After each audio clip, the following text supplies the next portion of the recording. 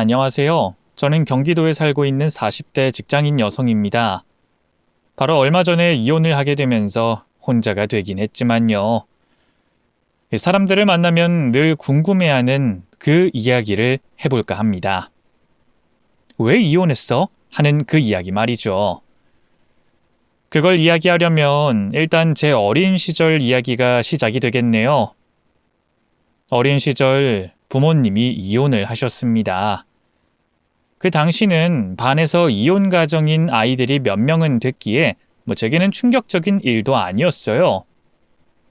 아무리 나이가 어렸다고 했지만 매번 언성을 높여 싸우는 걸 들으면서 대비를 했던 걸지도 몰랐죠. 하지만 아버지와 살게 되는 건 제게 너무나 큰 충격이었습니다. 엄마가 말하는 무능하고 바보 같고 무책임한 인간. 아버진 어린 제가 보기에도 너무 어리숙한 사람이었어요. 누구처럼 술을 먹지도 또 다른 누구처럼 때리지도 않았지만 엄마는 늘 이야기하곤 했습니다. 무능력은 죄야. 그런데 더 큰 죄가 뭔지 알아? 무능력하면서도 사람만 좋은 거. 그게 가족들 피를 얼마나 말리는 줄 아니? 우리 딸은 절대 아빠 같은 사람 만나면 안 돼. 알았어? 응. 남자는 무조건 책임감과 능력이 있어야 해. 알겠어? 엄마처럼 살고 싶어? 아니. 그래, 그니까 넌 꼭 명심해. 너희 아빠 같은 사람은 절대로 안 만난다고. 응? 알았어, 엄마. 겨우 제 나이 7살부터 그런 말을 들어야 했어요. 하지만 저는 그걸 어느 정도는 이해했습니다. 친구에게 사기당하고도 허허 웃으면서 괜찮다고 말하는 아버지 앞에는 울고 있는 엄마가 있었으니까 말이죠. 그래서 저는 이혼을 하더라도 당연히 엄마와 함께 살겠다고 생각했었어요. 하지만 엄마는 그런 저를 두고 떠나가 버렸죠. 그때의 충격은 이혼보다 더 컸고 저는 며칠을 열병으로 앓아누울 정도로 힘들었던 게 기억납니다. 우리 딸 많이 아프니? 아이, 미안하다. 아빠가 너무 미안해.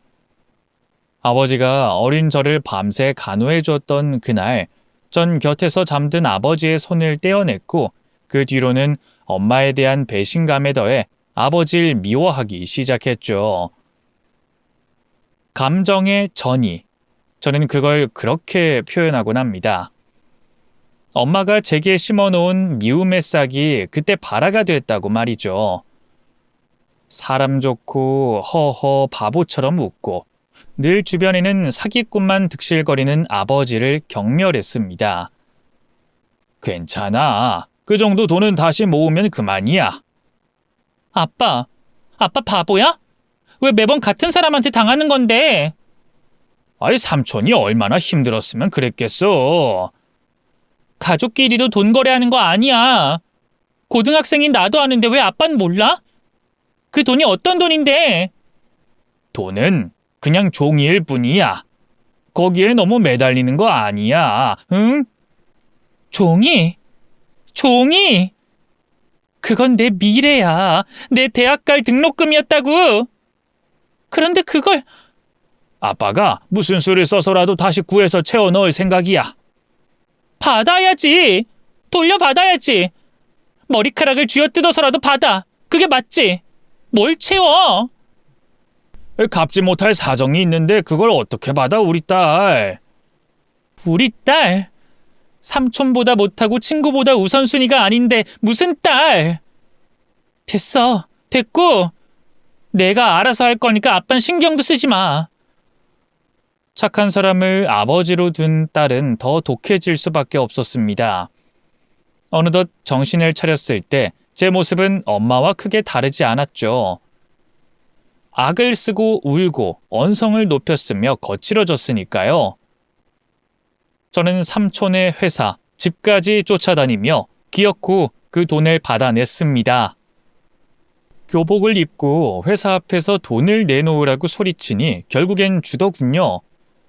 제게 삼촌은 독한 년이라고 했고 아버지의 친구들은 버릇없는 년이라고 했습니다.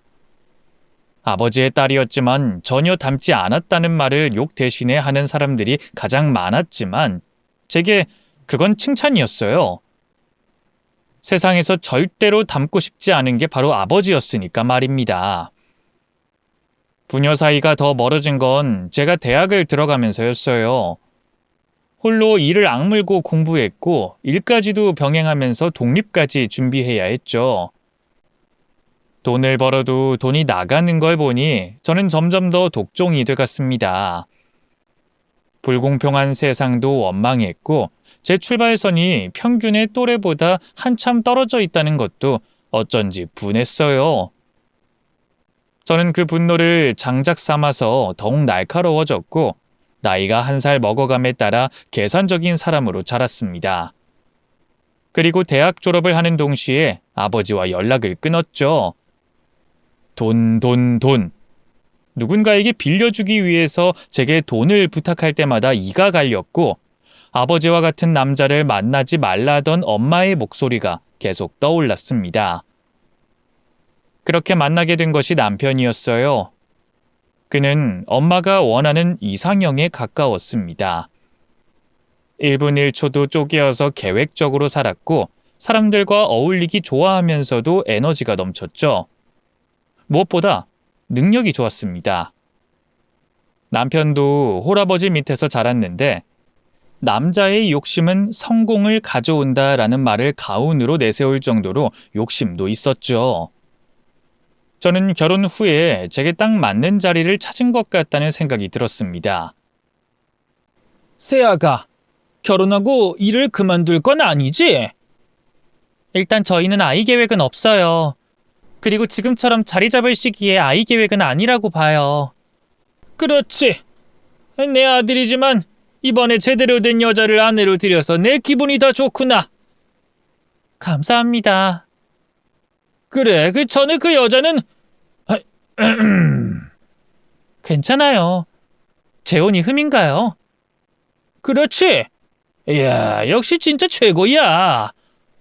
어쨌든 전 며느리는 돈만 쓸 줄 알고 능력 자체가 없어.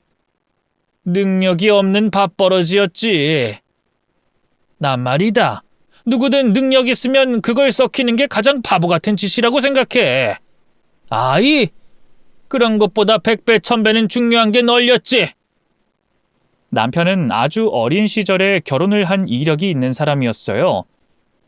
하지만 결혼하고 2년이 채 지나지 않았을 때 이혼을 했고 이혼의 원인은 사치였다고 합니다. 그래서인지 시아버지는 저와 전처를 종종 비교하곤 했어요. 아마 다른 분들이라면 그 이야기 자체가 거북했을지도 모르지만 저는 저를 인정해준다는 생각을 했었습니다. 제 욕심을 인정해주고 제 능력의 가치를 높게 본다는 것 때문에 시아버지를 존경까지 했고요. 하지만 그런 제게도 시아버지가 흠이라고 트집을 잡은 부분이 있었는데 바로 아버지였습니다. 아버지가 무슨 일 하신다고 했지?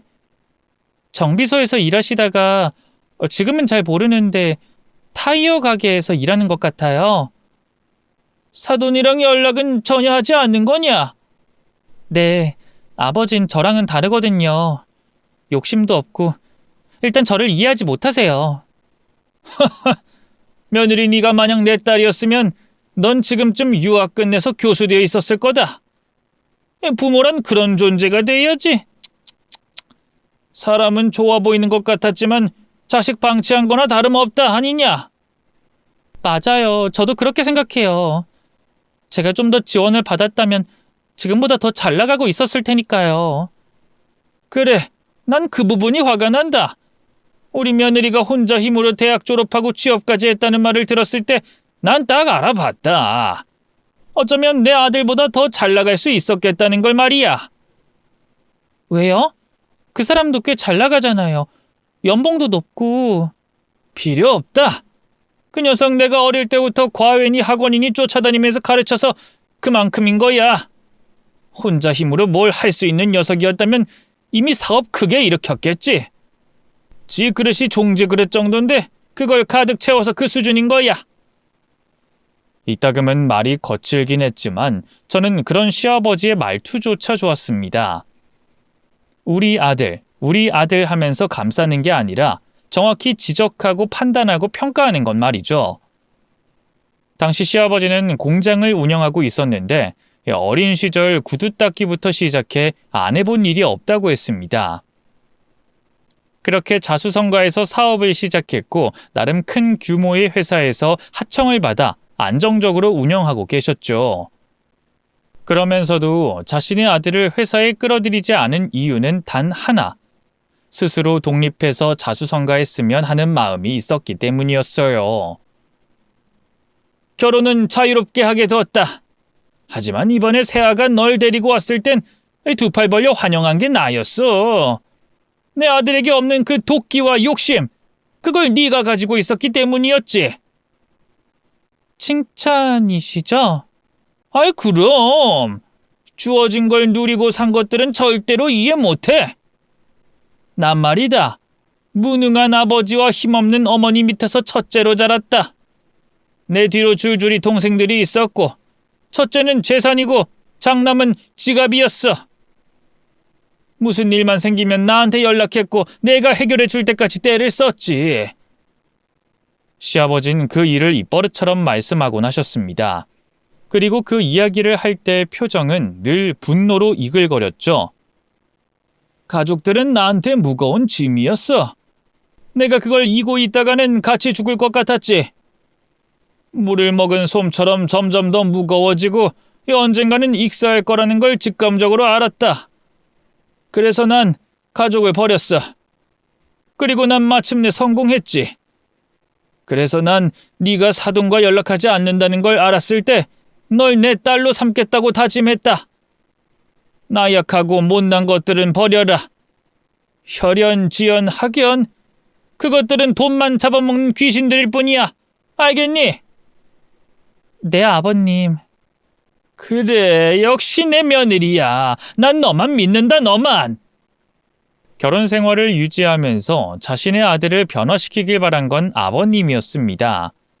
저 역시도 그런 기대에 부응하려고 늘 노력을 했고요. 남편의 건강을 챙겼고 집안을 청결하게 유지했으며 남편이 하는 일은 뭐든 지지하려고 애썼죠. 뿐만 아니라 재테크를 공부했고 부동산 투자까지도 배워나갔습니다. 물론 회사 업무까지 하고 있었기에 하루도 편안하게 쉰 적은 없었죠. 당신은 정말 대단해. 우리 아빠가 매번 칭찬이야. 알지? 나야 고맙지. 아버님이 나를 예뻐해 주시니까. 저번엔 뭐라고 했는지 알아? 당신이 자기 딸 같다고 붕어빵처럼 쏙 닮아서 신기하다면서 그러더라고.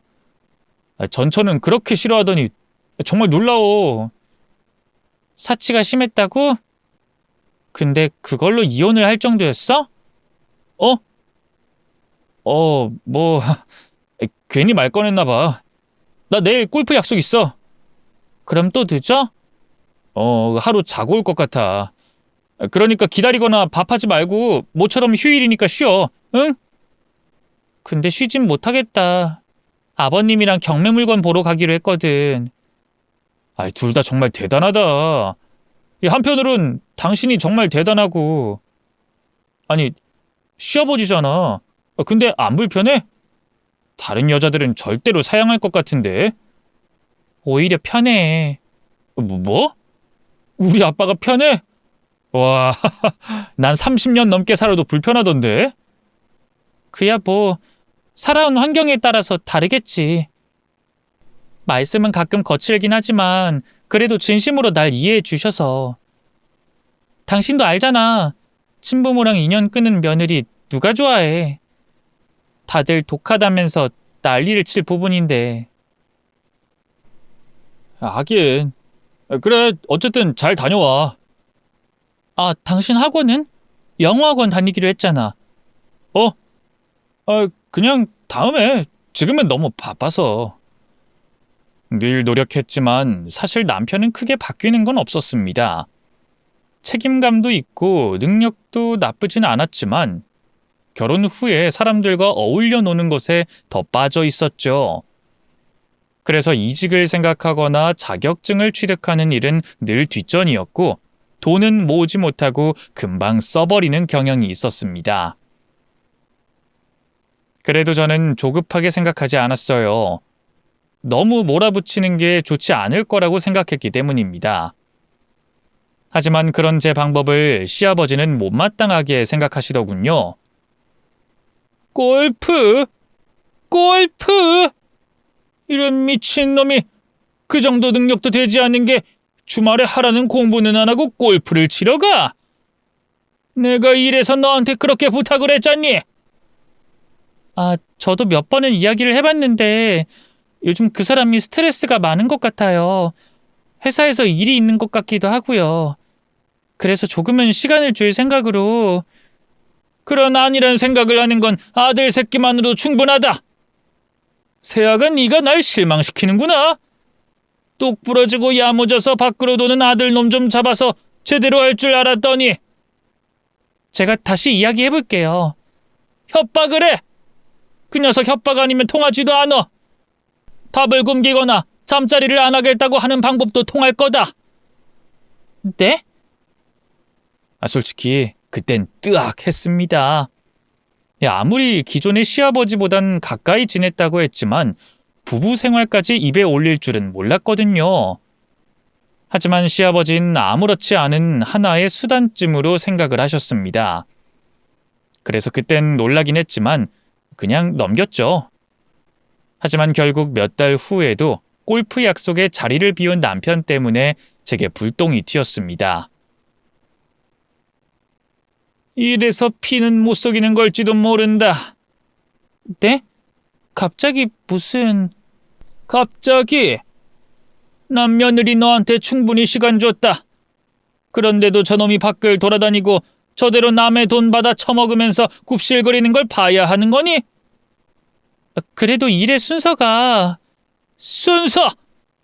순서가 틀려 먹었다고 하는 거야. 내가 전에도 말했잖아. 그 녀석이 보기보다 고집이 있어서 무조건 협박해야 한다고. 근데 넌 말 몇 마디로 설득만 하고 있는 게 잘못된 거야. 독하다 내가 칭찬이라고 해줬지만 결국 네 피가 사돈에게서 온 거 아니겠어? 아버님.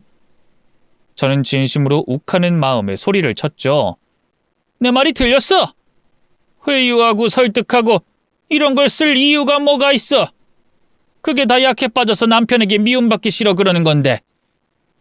그래도 전 제 아버지 안 닮았어요. 또 모르는 일이지.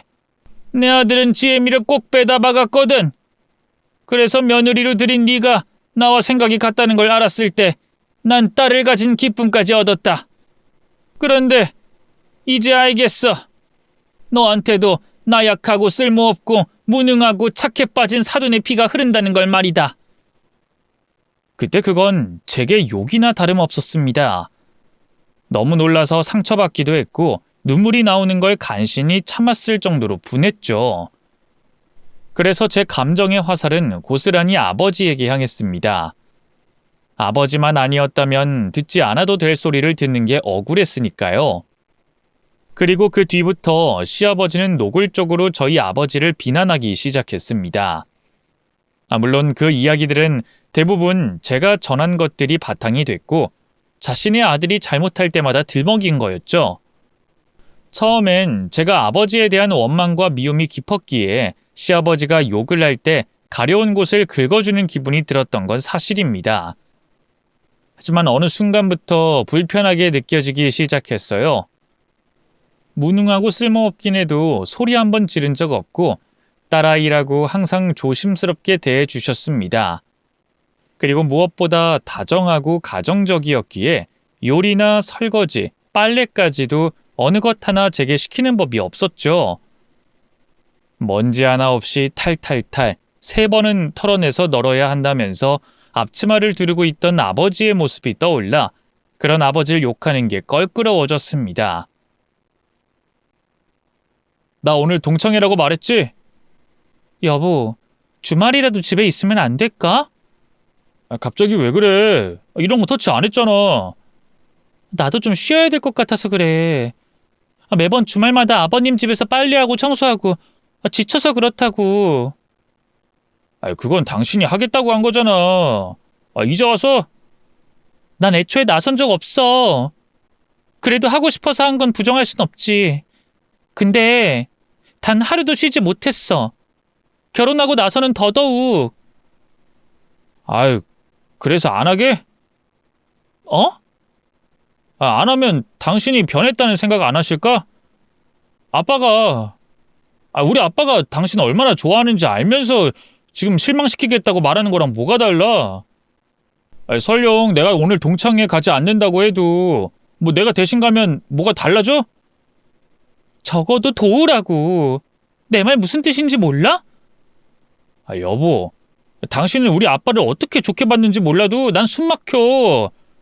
그나마 내가 당신 때문에 숨 좀 쉬고 사는 거라고. 노는 거, 친구들 만나는 거, 운동하는 것까지도 이전엔 아빠가 다 통제했으니까 나도 좀 살자, 어? 결혼하고 2년 차가 됐을 때 제가 알던 남편의 모습은 시아버지가 만들어준 것이라는 것을 알게 됐습니다. 초반에만 그렇겠지, 힘들어서 그렇겠지, 이해하고 또 이해하려고 했지만 다신 제가 좋아하던 그 모습으론 돌아오지 않더군요. 월급을 받으면 대부분 탕진해버렸고 씀씀이가 커서 카드는 감당도 하지 못할 정도였죠. 그때서야 시아버지가 왜 자신의 아들을 늘 비난하고 못마땅하게 생각했는지 알 수 있었습니다. 그래서 저를 며느리로 들이는 것에 찬성했다는 것도요. 기가 세 보이고 억척스러운 데다가 독하기까지 하니 자신의 아들을 본인 대신 잡아줄 거라고 기대한 거였습니다. 그걸 알고 나니 정이 뚝 떨어지기 시작했죠. 그러던 어느 날 사건이 터지고 말았습니다. 나 출장 있다니까? 진짜야. 여름 휴가철에 출장이라니. 이미 숙소랑 다 예약해놨는데 당신이 빠진다는 거야? 그럼 사회생활 하지 말까? 하지 마. 그런 말이 아니잖아. 하루 이틀은 뺄 수도 있는 거 아니야? 진짜 안 된다고. 당신이 아빠한테 좀 전해줘, 어? 난 몰라. 이제 중간에서 오가면서 말 전하는 거 지쳤어. 욕은 중간에서 내가 다 듣는데 왜 날 방패막이로 세워? 내가 방패야? 아님 전서구야? 당신이 알아서 해. 남편은 그런 제게 소리를 꽥 질렀지만 결국 전화를 하자마자 꼬리를 내리고 여행에 동참하겠다고 했죠. 출장은 그저 핑계였던 겁니다. 너무 기가 막히고 어이가 없는 남편의 행동을 보면서도 제가 참은 건 그래도 우리 아버지와는 정반대의 사람이다 라는 생각 때문이었어요. 참다 보면 괜찮을 거다. 이렇게 생각하며 저 스스로를 다독였죠. 그리고 여행 당일 시아버지는 장거리 운전을 위해서 간단하게 차량 점검을 받고 오겠다고 했습니다. 근데 당일에 가실 건 뭐야? 참. 난 이유 알 것도 같은데. 남편은 휴대폰에서 눈도 떼지 않고 대답하더군요. 뭐? 이유가 있다는 말이야? 그 장인어른한테 가셨을걸? 얼마 전에 묻더라고. 장인어른 다니는 곳이 어디냐고. 그래서 내가 알려드렸어. 당신 우리 아빠랑 연락해? 전화번호만 가지고 있지. 그리고 뭐 내 생일이랑 당신 생일 결혼 기념일에 뭐 돈도 보내주시더라. 뭐 그 정도? 당신이 하도 난리치니까 말 안 했어. 여보! 먼저 연락하지도 않았어. 그리고 우리 아빠가 거기 장사에 보탬 좀 되겠다는데 굳이 걸고 넘어져야겠어? 아빠도 다 생각이 있으시겠지. 근데 휴가 당일에 간 거랑 그거랑 무슨 상관인데? 우리 아빠니까 왜 휴가 당일로 잡았는지 알겠다는 말이었지. 우리 놀러 간다. 이걸 자랑하고 싶어서 그랬을 거야. 우리 아빠 성격이 좀 그래. 그 순간 불쾌한 감정이 확 올라왔지만 이미 늦어버렸기에 어쩔 수 없었습니다. 그런데 막 출발을 해서 고속도로에 접어들다가 타이어가 펑크가 나면서 저희의 여행은 시작부터 엉망이 되기 시작했죠. 시아버지는 불같이 화를 내셨고 보험사를 불러서 차를 견인해 굳이 저희 아버지가 일하는 가게로 옮겨달라고까지 하셨습니다. 그도 그럴 게 타이어 점검까지 끝내고 나서 바로 사고가 났으니 누구라도 화가 났을 테죠. 그래도 제 입장은 좀 그랬습니다. 좋은 일도 아니고 따지러 가는 게 결혼식 이후 2년 반 만에 아버지를 처음 보는 거였으니까요. 시아버지는 차에서 내리자마자 아버지에게 고함을 질렀고 사장 나와를 시전했습니다. 직원 교육을 개똥으로 시켜도 이것보단 잘하겠다. 사장 나오라고. 아이 사돈, 여기서 이러지 마시고. 왜? 실력 부족한 건 스스로가 쪽팔린 모양이지? 그러니까 그 나이 먹고도 아직 직원에서 벗어나질 못하는 거야. 그러니 자식한테도 무시받는 거지.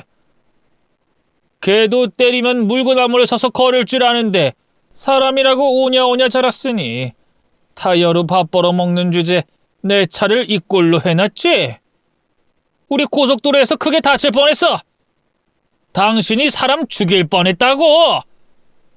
그런데 그런 모욕적인 말을 듣고도 아버진 제가 있는 곳으로 와서는 제 상태를 살피셨습니다.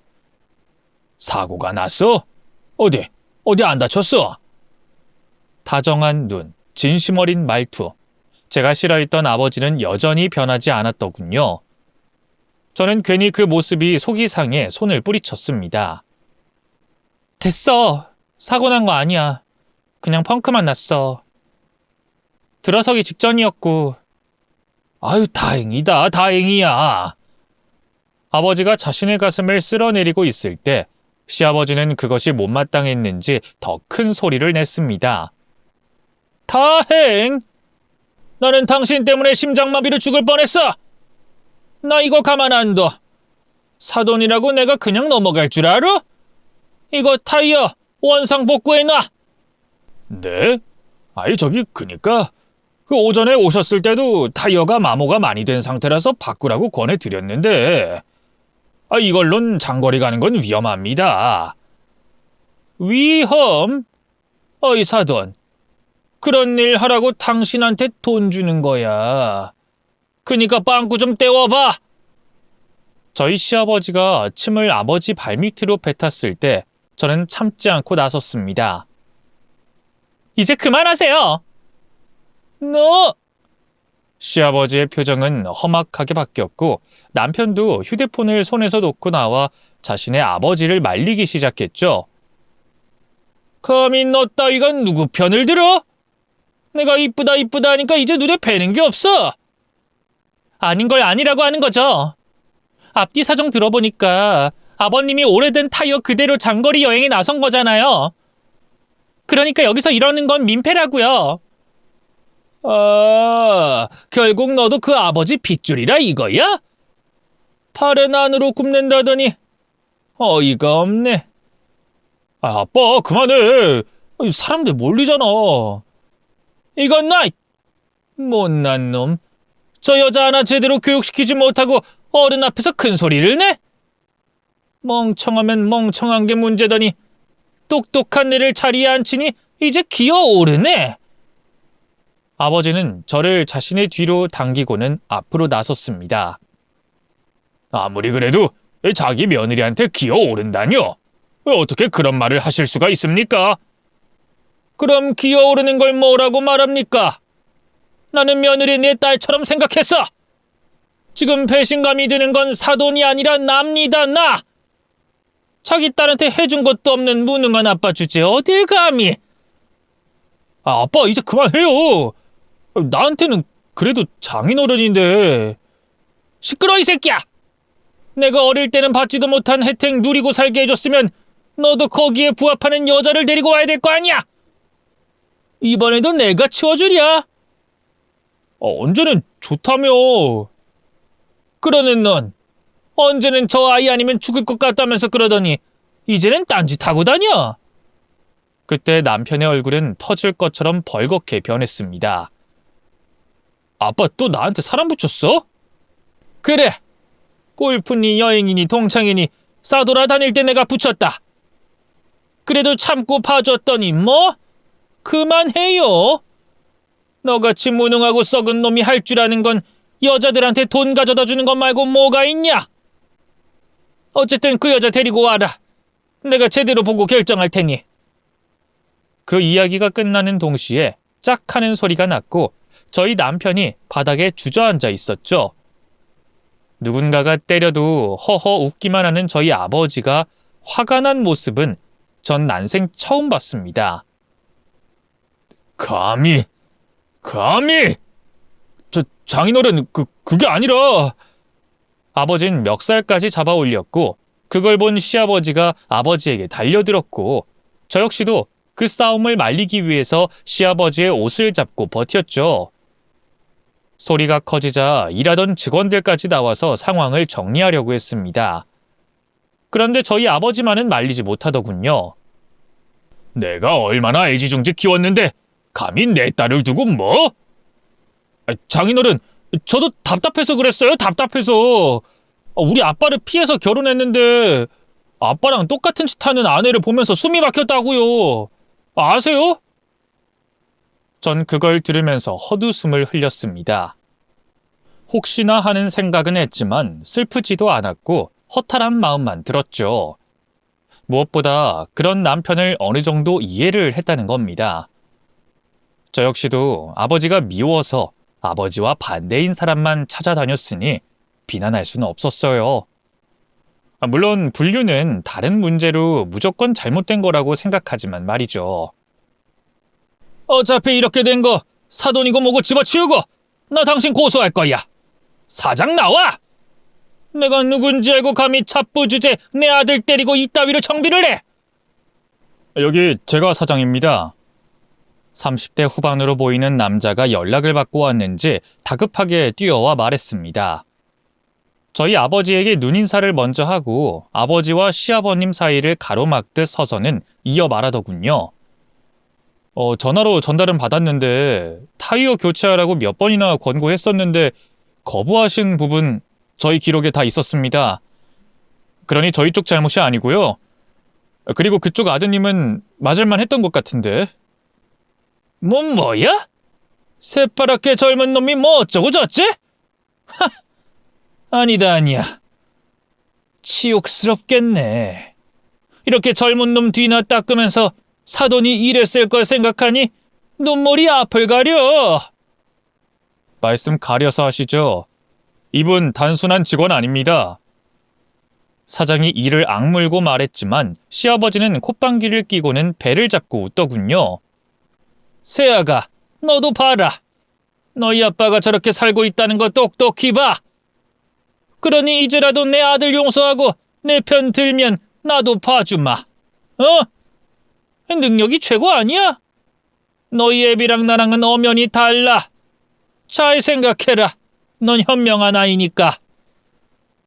저는 조용히 눈을 감고 숨을 고르고는 앞으로 나섰습니다. 그리고 말했죠. 아버님이랑은 확실히 다르죠. 저 아시겠지만 우리 아빠 싫어해요. 바보 같고 어떨 땐 한심했고 남들에게만 좋은 사람이니까. 그래도 우리 아빠는 부끄러운 사람은 아닙니다. 그럼 지금 내가 부끄럽다는 거야? 오냐, 너 그렇게 선택했다 이거지? 결국 팔은 안으로 굽는다고 하지만 내가 너 곱게 그냥 보낼 것 같아? 우리 아들 폭행한 것에 더해서 살인미수든 뭐든 걸어서 싹 다 콩밥 먹일 거고 이 가게도 장사 망하게 할 줄 알아라. 가게 사장님은 어디 한번 해보라고 소리를 질렀고 저는 가만히 떨고 있던 아버지의 손을 말없이 잡아줬습니다. 죄송스럽고 미안한 마음에 눈물이 나오는 걸 간신히 참고 말이죠. 그런데 그때 모여있던 사람 중에 나이가 지긋한 남자가 차에서 내리더니 천천히 걸어왔어요. 놀라운 건 그렇게 동네가 떠나가라 소리를 지르던 시아버지가 갑자기 고개를 숙이면서 몸을 숨기려고 했다는 겁니다. 60대 후반?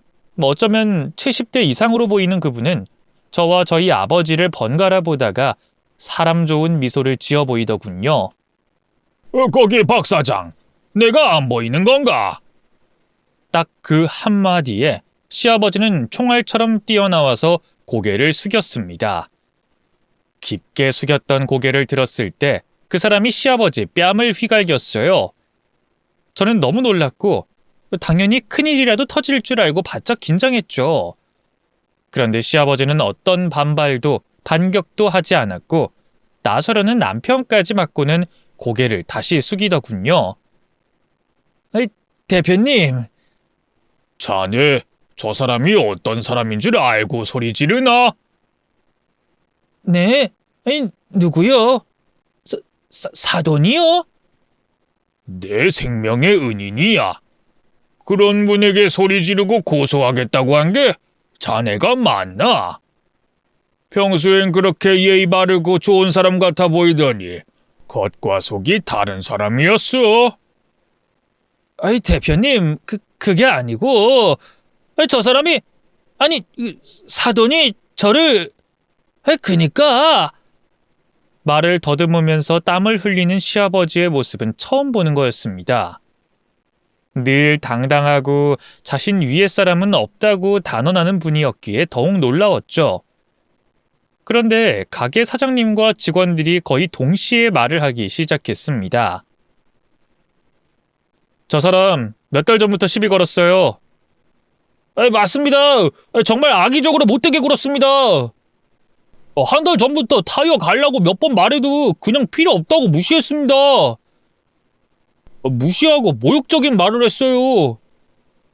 돈을 내고 가지 않아서 아저씨가 채운 날도 있었습니다. 저는 그제서야 시아버지의 방문이 꽤 오래전부터 지속됐다는 걸 알게 됐네요. 하지만 그 상황에서 저는 시아버지보다 저 스스로가 더 원망스러웠습니다. 그게 바로 감정의 전이니까요. 어머니가 제게 미움을 심었던 것처럼 저 역시도 시아버지에게 심어놨기에 벌어진 일이라는 걸 깨달았습니다. 저는 미안한 마음에 울기 시작했고 그런 저를 아버지는 달래주셨죠. 대표님, 제가 정말 일부러 그런 게 아니고 박 사장과 계약한 이후 몇 번이나 말이 많이 나왔는데도 그간 함께해온 세월이 있어 내가 묵과하고 있었던 건 아시지요?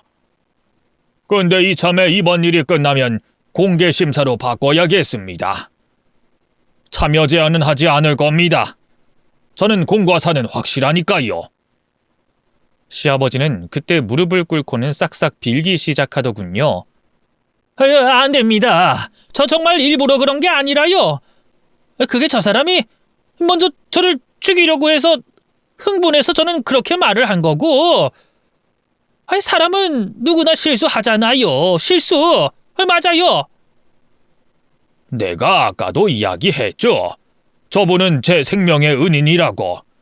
대표님이 말하길 자신은 원래 사람은 절대 믿지 않는다고 했습니다. 그리고 자신 역시도 지위와 학력, 그리고 철저한 능력 위주로 사람을 가리는 사람 중에 하나였다고 했죠. 그러던 어느 날 아버지와 만나게 됐는데 자꾸만 자신을 따라다녔다는 겁니다. 별거 아닌 타이어를 갈아달라고 차를 맡겼을 뿐인데 하라는 일은 하지 않고 자꾸만 병원으로 가자고 했죠. 처음엔 미친놈이라고 생각했고 자신의 외제차를 보고 혹한 마음에 이런다는 생각을 했고 자신이 알고 있는 세상의 험한 욕은 다 날렸다고 하더군요. 그런데 얼마 가지 않아 그 자리에서 쓰러졌고 아버진 그걸 다시 발견하고 인공호흡을 하고 구급차까지 불렀다고 했죠. 심근경색 전조 증상을 보고 날 따라온 거였어. 그렇게 욕을 하고 난리를 쳤는데도 이 사람이 날 끝까지 쫓아왔지. 그리고 병원에서 눈을 떴을 때 이 멍청한 양반은 내 입원비를 계산하고 간 거야. 이 얼마나 수치스러우면서도 가소롭던지. 난 사람을 믿지 않아. 근데 이 사람은 내겐 신이야, 신. 그런 신을 모욕했으니 이 정도 벌은 달게 받게. 그건 사적인 거 아닙니까? 이건 불공평해요. 저 사람은 대표님이 그렇게 싫어하던 무능하고 무책임한 사람인데 단지 운이 좋았던 거죠. 그런데 그때 주변의 사람들이 하나둘 목소리를 모으기 시작했습니다. 저희도 아저씨 때문에 김포에서 여기까지 오는 거거든요. 저도 도움 받았습니다. 저도 학생 때 반항하고 나쁜 짓 많이 하고 소년원 갔었는데 저분이 저를 이곳에서 사람답게 살게 해주셨습니다. 저는 저희 아버지가 사기꾼으로 감옥에 들어갔을 때 피해자였으면서도 어린 저를 보호해준 유일한 어른이었습니다. 운이 아닙니다. 아저씨는 평생을 그렇게 사셨어요. 하나둘 이야기를 들으면서 저는 울컥 감정이 올라왔어요. 제가 그토록 증오했던 아버지의 모습을 사랑하고 있는 사람들이 너무나 많다는 사실에 놀라기도 했죠.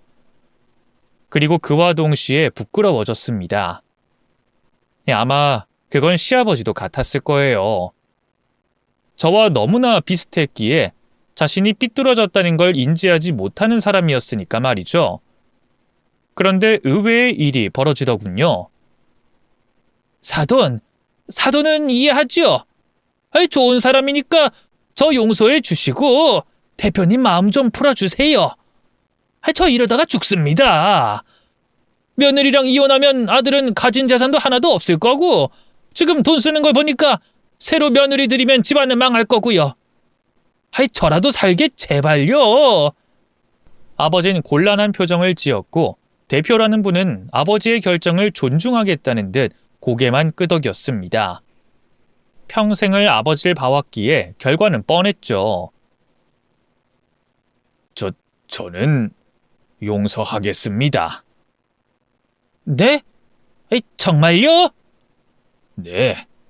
저를 모욕하고 무시하고 함부로 한 건 용서하죠. 하지만 아버지인 저는 당신을 용서하지 못하겠습니다. 아들이 불륜하고 있는 걸 알면서도 숨겼고 이혼까지 종용하려 하는 모습을 보고 어떤 아버지가 용서합니까? 아니 그래도 용서해 주려면 내 기분 같아서는 당신 죽이고 싶은 걸 참고 있는 겁니다. 얼른 내 눈앞에서 꺼져! 그곳의 직원, 사장, 대표, 주변의 아버지의 손님들, 그리고 저까지 모두 놀라서 정적이 돌 정도였습니다. 시아버지가 도망치듯 남편과 사라지고 나서 원래의 모습으로 돌아오긴 했지만 저는 아버지가 그렇게 할 줄은 전혀 몰랐어요. 그래서 저는 그때서야 생각이라는 걸 처음으로 하게 됐습니다. 대체 내가 아버지를 미워했던 이유가 뭘까 하고 말이죠. 아빠, 엄마랑 왜 헤어진 거야? 응? 그냥 성격 차이지. 너도 알잖아. 아빠, 나 이제 어린아이 아니야. 말해줘. 엄마가 왜 날 두고 갔는지. 아빠가 말 안 하면 엄마 찾아간다. 찾아가서 나도 성질 제대로 낼 거야. 사실 네 엄마는 아빠보다 더 좋은 사람이 생겼어. 그래서 나는... 아빠! 왜 말을 안 했어? 미안해. 숨기려고 한 건 아닌데 네가 상처받는 게 너무 싫었어. 이제까지 난 엄마를 잃은 그 마음을, 아빠에 대한 미움을 매일매일 눈덩이처럼 굴려왔는데 진작에 말을 하지 그랬어. 아빠 바보야? 그러니까 나한테 미움받는 거야. 저는 울면서 아버지의 가슴을 치며 말했죠. 아버지는 그런 저와 눈을 마주치곤 대답하더군요. 날 미워해도 좋아. 그리고 아빠가 못난 건 맞아. 나도 요즘엔 정신도 많이 차렸고 이제 삼촌한테는 거절도 한다. 아빠가 다 잘못했어. 내 딸, 미안해. 아빠가 정말 미안해. 아버진 저를 안아주셨고 직원들은 우리에게 박수를 보냈습니다. 아주 어린 시절을 제외하고는 한 번도 안겨보지 않은 아버지의 품은 따뜻했어요. 그리고 제 안에 있던 미움과 원망은 흔적도 찾을 수 없게 녹아버렸습니다. 아버지에게 도움을 한 번이라도 받았던 사람들은 모두 저희에게 한 번씩 인사를 하고 떠났고 마지막으로 가게 사장님이 아버지에게 이른 퇴근을 지시했죠. 괜찮다고 말하는 아버지를 강제로 떠밀어주는 직원들 사이에서 아버진 행복해 보였습니다. 바보같이 착하기만 하다고 생각했던 제 생각은 틀렸던 거였어요. 아버지와는 다른 길을 선택했고 아버지와 반대되는 사람을 만났지만 저는 행복하지 않았기 때문입니다. 무엇보다 제 곁에 좋은 사람도 하나도 없었고요. 저는 실패했다는 걸 인정해야 했죠. 하지만 아버지와 난생 처음으로 술잔을 기울이며 아버진 제게 이런 말씀을 해주셨습니다. 언젠가는 돌아올 줄 알았어. 왜냐하면 넌 나를 꼭 닮았거든. 내가? 솔직히 난 엄마 닮았지. 이기적이고 계산적이고. 보통 남편이 불륜을 저지르고 시아버지가 그걸 알고 있으면서도 숨기고 오늘 같은 일이 벌어졌을 때 그 사람들 욕하고 분노하는 데 힘을 쓰지. 하지만 넌 말이다. 그 상황에 나서서 도와준 사람들만 기억하고 있잖니. 그야. 넌 날 꼭 닮았다. 물론 안 좋은 부분은 모두 빼고. 아빠, 미안해. 진짜 미안. 저는 진심으로 아버지에게 지난날을 반성하며 사과했어요. 그리고 그 이후로는 이혼 절차도 밟아갔습니다. 시아버지의 등살에 결국 만나던 여자와 헤어졌다는 남편이 이혼을 해주지 않겠다고 해서 소송까지 가야 했지만 다행히 차량에 달려있던 블랙박스 영상도 있었고 상간녀 소송을 하지 않는 조건으로 증인이 된 내연녀 덕분에 제게 유리하게 진행됐습니다. 여보, 나 진짜 당신이 필요해. 알잖아, 어? 내가 이제 당신 하라는 거 다 할게. 학원도 다니고 골프도 안 갈 거고 또 그 동창회도 안 나갈 거야. 정말 집이랑 회사만 오가면서 충실하게 그렇게 살게. 아이도 가져야지. 싫어. 당신 내 모습이 좋다면서 예전에 그랬잖아. 그니까 싫다고. 내가 좋아했던 건 당신이 아니라 시아버지가 만든 당신이었으니까. 솔직히 결혼 이후에는 내가 선택한 남자가 아니라는 생각만 들었었어. 그리고 사람을 바꾸는 짓은 하고 싶지 않아. 날 보면서 아버지를 떠올렸다는 당신도 이해가 되고. 근데 난 당신 아버지처럼 살고 싶진 않아졌거든. 우리 아빠처럼 살고 싶어졌어. 여보. 그래서 행복해질 거야. 그러니까 당신도 아버지 품에서 벗어나. 스스로 일어나서 걷고 뛰면서 그렇게 살아.